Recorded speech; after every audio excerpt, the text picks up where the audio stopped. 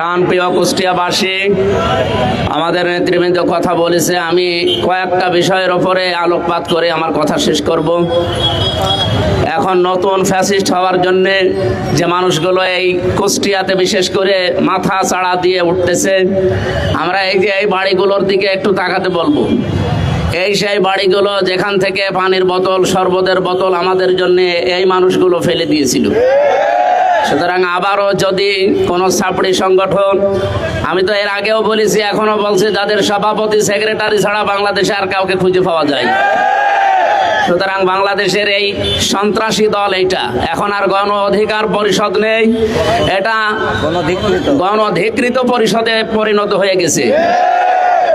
আমি আপনাদের ভোটে নির্বাচিত রানী একজন জনপ্রতিনিধি, আমার সামনে পুলিশের গাড়ি, পেছনে পুলিশের গাড়ি, এরপরও যদি তারা আমার গাড়িতে হামলা করার, আমাকে মেরে ফেলার উদ্দেশ্যে হামলা করার সাহস পায়, আমি বলবো এদেরকে সন্ত্রাসী বলতে আর কোনো বাধা নেই।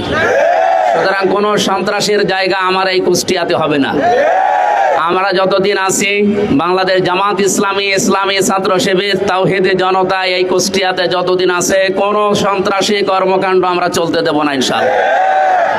প্রশাসনকে আমরা আহ্বান জানাই, কোন দলের লেজুর ভিত্তি করা যাবে না, সে যেই হোক। আপনারা সরকারি লোক, সরকারের দায়িত্ব পালন করবেন। এই কুষ্টিয়ার ডিসি, এসপি, ওসি, টিওনো যারা সরকারিভাবে দায়িত্বে আছেন, জনগণের জন্য যদি কাজ করেন এই কুষ্টিয়াতে থাকবেন, জনগণের জন্য কাজ না করলে আপনাদেরকে আমরা বিদায় দিতে বাধ্য হব।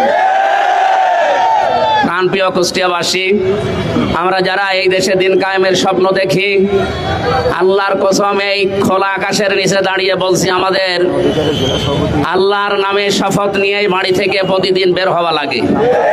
সুতরাং আমরা যেহেতু বের হয়েছি, সন্ত্রাসী সামনে যেই হোক, বিশেষ করে গণ অধিকার পরিষদের নাম নিয়ে এখানে আব্দুল খালেক, তৌকির এবং নাম না জানা আরো কিছু মানুষের ভিডিও ফুটেজ যেগুলো আছে, আমরা অলরেডি তাদের নামে মামলা দিয়েছি। 24 ঘন্টা সময় দিলাম, যদি গ্রেপ্তার করে আইনের আওতায় আনা না হয়, আমরা ডিসি অফিস ঘেরাও করব।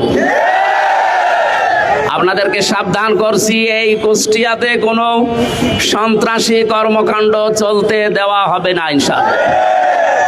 এখান থেকে আজকে কয়েকটা বিষয় জানিয়ে দেই। আমার আসনের ভেতরে বাংলাদেশের এটা একটা আলাদা আসন, আমি তো বলেছি এখানকার সরকারি আমি। সুতরাং এই জায়গায় কোনো চাঁদাবাজি আমার আসনে চলবে না ইনশাআল্লাহ। কেউ কাউকে চাঁদা দেবেন না, কেউ কারো কাছে চাঁদা নেবেন না। যদি কেউ চাইতে আসে, বলবেন এমপি সাহেবের কাছে দেওয়া আছে, ওখান থেকে ভাগ নিয়ে আসেন। কার বাবার